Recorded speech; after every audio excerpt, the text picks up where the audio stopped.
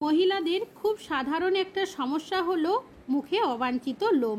তবে শুধুমাত্র যে অবাঞ্ছিত লোম মুখের মধ্যেই দেখা যায় তা কিন্তু নয়, সারা শরীরেই অবাঞ্ছিত লোম চোখে পড়ে। অনেকে এই সমস্যার কারণে অস্বস্তিতেও ভোগে, যার কারণে এই অবাঞ্ছিত লোম পরিষ্কার করতে পার্লার যায়। তবে কর্মব্যস্ততার জন্য সবসময় তা হয়েও ওঠে না। তাছাড়াও অনেকটা টাকা যেমন খরচ হয়, ঠিক তেমনই পার্লারে এই ধরনের ট্রিটমেন্টের জন্য শরীরের বিভিন্ন ধরনের আমাদের ক্ষতিও হতে পারে।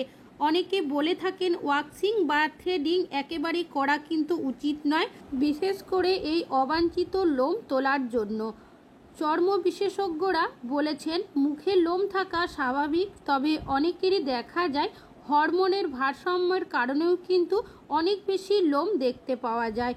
তবে এই অবাঞ্ছিত লোম দূর করার জন্য প্রাকৃতিক কিছু পদ্ধতি রয়েছে, যেগুলোর ওপর ভরসা রাখা যেতে পারে বলে চিকিৎসকরা মনে করেন। আর এইভাবে যদি আমরা ঘরোয়া উপায়ে লোমগুলো তুলে ফেলতে পারি, তাহলে এর থেকে ভালো কিন্তু আর কিছুই হয় না। তাই পার্লারে না গিয়ে আমরা খুব সহজেই বাড়িতে বসেই কিন্তু আমাদের যে কোনো জায়গার অবাঞ্ছিত লোম আমরা দূর করে নিতে পারি। এখানে নিয়ে নিতে হবে সবার প্রথম আদা। আমরা প্রত্যেকে রান্নাবান্নাতে ব্যবহার করে থাকি, তবে আজ কিন্তু রান্নাবান্নার জন্য ব্যবহার করব না, অবাঞ্ছিত লোম দূর করার ক্ষেত্রে ব্যবহার করব। এখানে নিয়েছি একটা পাত্র আর নিয়েছি গ্রেটারের সাহায্যে আদাটাকে আমি গ্রেট করে নিচ্ছি। আদার মধ্যে এমন কিছু প্রপার্টিস থাকে যা আমাদের অবাঞ্ছিত লোমের যে গ্রোথটা থাকে সেটা কম করবে। তাছাড়াও অবাঞ্ছিত লোমের যে গোড়ার অংশগুলো থাকে সেটাকে অনেকটাই নরম করে দেবে। মাত্র এটা ব্যবহার করার সঠিক পদ্ধতিটা আমাদের জানতে হবে। এবার এখানে কিন্তু আরও কিছু উপকরণ দিতে হবে। এখানে নিয়েছি সামান্য পরিমাণের আলুর টুকরো। আলুর রস আমাদের স্কিনের মধ্যে যে কোনো দাগ ছোপ দূর করতে সাহায্য করে, সেটা কিন্তু আমরা প্রত্যেকেই জানি। তবে পুরো আলুটা গ্রেট করব না, কিছুটা আলু আমি এখানে গ্রেট করব।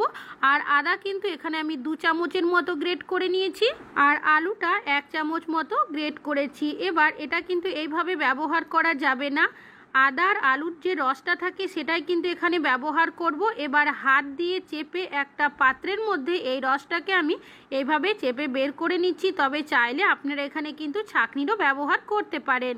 তো দেখতেই পাচ্ছেন হাত দিয়ে চেপে চেপে কিন্তু আমি পুরো রসটাকে এখানে বের করে নিয়েছি। তবে এই রসটা দুটোভাবে ব্যবহার করব, তার জন্য এখানে একটা পাত্র নিয়েছি। সামান্য পরিমাণের রস আমি এই পাত্রের মধ্যে তুলে সাইড করে রাখবো। এটা পরে দেখাচ্ছি কিভাবে ব্যবহার করবেন। তার আগে এর মধ্যে আরও কিছু উপকরণ দিতে হবে। দিয়ে দিচ্ছি সামান্য পরিমাণের হলুদ গুঁড়ো। যে হলুদ আমরা রান্নাতে ব্যবহার করি সেই হলুদই এখানে দিয়েছি। হলুদ কিন্তু অ্যান্টিসেপটিকের কাজ করে, এটা আমরা প্রত্যেকেই জানি। তাছাড়াও হলুদ আমাদের ত্বকের উজ্জ্বলতাকে ফিরিয়ে আনতে সাহায্য করে, ত্বককে টান টান করে তুলবে। আর নিয়েছি এখানে কিছুটা পরিমাণের চিনি। আপনারা চাইলে এখানে চিনি গুঁড়োরও ব্যবহার করতে পারেন, আর যদি চিনি ব্যবহার করতে না চান সেক্ষেত্রে আপনারা 1/2 চামচের মতো মধুর এখানে ব্যবহার করবেন। তো দেখতেই পাচ্ছেন বেশ কিছুক্ষণ নাড়াচাড়া করে আমি চিনিটাকে খুব ভালোভাবে মিশিয়ে নিয়েছি। তাছাড়াও চিনি কি করবে, আমাদের স্ক্রাবিংয়ের কাজ করবে। আমাদের লোমকূপের মধ্যে যদি কোনো নোংরা ময়লা থাকে সেটাকে টেনে পরিষ্কার করে তুলতে সাহায্য করবে। এখানে নিয়েছি বেশ কিছুটা পরিমাণের গমের আটা। যে আটা আমরা রুটি তৈরিতে ব্যবহার করি সেই আটাই দিয়েছি। আগেকার দিনে দিদিমা ঠাকুমারা কিন্তু বাচ্চাদের যে কোনো জায়গায় লোম তোলার জন্য এই আটার ব্যবহার করতো। তো দেখতেই পাচ্ছেন সব উপকরণগুলো খুব ভালোভাবে মিশিয়ে নিয়েছি। আর এই মিশ্রণটা কিন্তু খুব বেশি ঘন বা খুব বেশি পাতলা হবে না, ঠিক এইরকম তৈরি হবে। এটা যে শুধুমাত্র আমাদের অবাঞ্ছিত লোম দূর করার ক্ষেত্রেই কাজে লাগবে তা কিন্তু নয়। অনেক সময় দেখা যায় অনেকের স্কিনের মধ্যে ট্যান পড়ে যায়, কালো দাগ চলে আসে, সেই দাগ ছোপ দূর করতেও কিন্তু সাহায্য করবে এই গমের আটা। যেহেতু চিনির ব্যবহার করা হয়েছে, চিনি অনেকটাই চিপচিপে হয়, যার কারণে লোমটা সহজেই উঠে যেতে শুরু করবে। আর দিয়ে দেব এখানে একদম সামান্য পরিমাণের লবণ এখানে যে লোমকূপের গ্রোথটা থাকে সেটাকে কিন্তু কম করবে। তাছাড়াও অবাঞ্ছিত লোমের গোড়াটাকে অনেকটাই নরম করে তুলবে। আর সামান্য পরিমাণের দিয়ে দিয়েছি গোলাপ জল। গোলাপ জলটা দেওয়ার পর আবারও খুব ভালোভাবে মিশিয়ে নিতে হবে। এখানে গোলাপ জলের ব্যবহার এই কারণেই করেছি, আমাদের যে স্কিনটা থাকে সেটাকে ঠান্ডা রাখবে, এমনকি অনেকটাই সফট রাখবে। তো দেখতেই পাচ্ছেন মিশ্রণটা কিন্তু এখন তৈরি হয়ে গেছে। কিভাবে ব্যবহার করবেন পুরোটাই শেয়ার করব, স্কিপ না করে দেখুন। যে রসটা সাইডে রেখেছিলাম তার মধ্যে সামান্য পরিমাণের চিনি দিয়েছি, তারপর খুব ভালোভাবে চিনিটাকে এই আলু আর আদার রসের সাথে মিশিয়ে নিতে হবে। তো দেখতেই পাচ্ছেন খুব ভালো করে কিন্তু এটাকে মিশিয়ে নিয়েছি, আর এটা কিন্তু একটা সিরাম তৈরি হয়ে গেল। এটাকে আপনারা কিভাবে ব্যবহার করতে পারেন চলুন দেখে নেওয়া যাক। আপনারা যে জায়গার মধ্যে লোম তুলবেন সেই জায়গাটাকে পরিষ্কার করার জন্য এই সিরামটা ব্যবহার করবেন। বিশেষ করে আমাদের যখন হাতে পায়ের মধ্যে আমরা কোনো রকমের থ্রেডিং করি বা ভ্যাকসিন করি, সেক্ষেত্রে দেখা যায় পার্লারে যেতে হয়, অনেকটা টাকা খরচ হয়, এমনকি অনেক সময় ব্যথাও কিন্তু লাগে। তো এইভাবে করে সিরামটা আপনারা হাতে বা পায়ের মধ্যে লাগিয়ে নেবেন, যে জায়গার মধ্যে আপনারা লোমটা তুলবেন। লাগিয়ে নেওয়ার পর এইভাবে করে রেখে দেবেন আপনারা 1 থেকে 2 মিনিটের জন্য, খুব বেশিক্ষণ রাখার কিন্তু দরকার নেই। তারপর যে মিশ্রণটা বানিয়ে রেখেছিলাম সেই মিশ্রণটাকে নিয়ে নেবেন। এবার এই মিশ্রণটা আমি কি করব, কিছুটা পরিমাণের যে জায়গার মধ্যে আপনারা সিরামটা লাগাবেন তার মধ্যে দিয়ে দেবেন।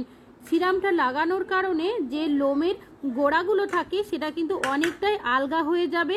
এবার যে মিশ্রণটা আমি এখানে দিয়েছি সেটাকে আঙুলের সাহায্যে এইভাবে করে একটু হাত দিয়ে চেপে চেপে লাগিয়ে নিতে হবে। যখন আপনারা এই মিশ্রণটা হাতে পায়ের মধ্যে ব্যবহার করবেন তখন কিন্তু একটু বেশি মোটা করে লাগাতে হবে, যেহেতু হাতে বা পায়ের মধ্যে লোমগুলো অনেকটাই মোটা থাকে, যার কারণে সহজে উঠে যেতে সাহায্য করবে যদি আমরা একটু এভাবে মোটা করে এই মিশ্রণটাকে লাগিয়ে নেওয়ার পর আমি রেখে দেব 3 থেকে 4 মিনিটের জন্য। এটা কিন্তু খুব বেশি শুকিয়ে নেওয়াও যাবে না, আর একদম পাতলাও কিন্তু রাখা যাবে না। কিছুক্ষণ রাখার পর নিয়ে নিয়েছি তুলো, আপনারা চাইলে সুতির কাপড়ের টুকরোও নিতে পারেন। এইভাবে যখনই আপনারা টেনে নেবেন দেখবেন মিশ্রণের সাথে যে লোমগুলো থাকবে সেটা কিন্তু সহজেই উঠে আসবে। ওয়াক্সিং বা থ্রেডিং করার কারণে লোমগুলো অনেকটাই মোটা হয়ে যায়, সেক্ষেত্রে দেখবেন মিশ্রণটা একবার লাগানোর পর লোমগুলো হয়তো সম্পূর্ণ নাও উঠতে পারে। সেক্ষেত্রে আপনারা 2 থেকে 3 বার যদি ব্যবহার করেন সপ্তাহে, তাহলে দেখবেন খুব সহজেই কিন্তু লোমের গোড়াগুলোও আলগা হয়ে যাবে আর লোমগুলোও কিন্তু উঠে যাবে। এইভাবে করে আপনারা আপনাদের যে কোনো জায়গার অবাঞ্ছিত লোম কিন্তু সহজেই তুলে নিতে পারেন। আপনাদের মুখের মধ্যেও কিন্তু যে আপার লিপ, লোয়ার লিপ বা গালের দুপাশে বা থুতনির নিচে অনেক সময় লোম দেখা যায়, সেই লোমও কিন্তু খুব সহজেই আপনারা একই পদ্ধতিতে তুলে নিতে পারেন। যে মিশ্রণটা বানিয়েছিলাম সেটাই নিয়েছি, যেহেতু আমাদের আপার লিপ, লোয়ার লিপ বা গালের দুপাশে লোমের ঘনত্বটা খুব বেশি হয় না, তাই এখানে কিন্তু সিরামটা লাগানোর প্রয়োজন নেই। শুধুমাত্র যে মিশ্রণটা বানিয়েছেন সেটাই কিন্তু এইভাবে আঙুলের সাহায্যে পাতলা করে লাগিয়ে নেবেন। খুব বেশি ঘন করার কিন্তু এখানে প্রয়োজন নেই, তবে হাতে পায়ের মধ্যে যদি আপনারা লোম তোলেন সেক্ষেত্রে কিন্তু একটু ঘন করে লাগিয়ে নিতে হবে। অনেকেই পার্লারে যায় ওয়াক্সিং বা থ্রেডিং করিয়ে নিয়ে আসি, অনেকেরই দেখবেন ব্যথা লাগে, তাছাড়াও অনেকেরই সাইড এফেক্টও হয়ে যায়। আবার অনেক সময় দেখা যায় কর্মব্যস্ততার কারণে এতটাই ব্যস্ত থাকে তারা কিন্তু পার্লারে যাওয়ারও সময় হয় না, এমনকি টাকাও অনেকটাই আমাদের খরচ হয়। কোনো রকমের টাকা খরচ ছাড়াই, ব্যথা বেদনা ছাড়াই আপনারা কিন্তু খুব সহজে বাড়িতে বসেই শরীরের যে কোনো জায়গার অবাঞ্ছিত লোম আপনারা তুলে নিতে পারেন।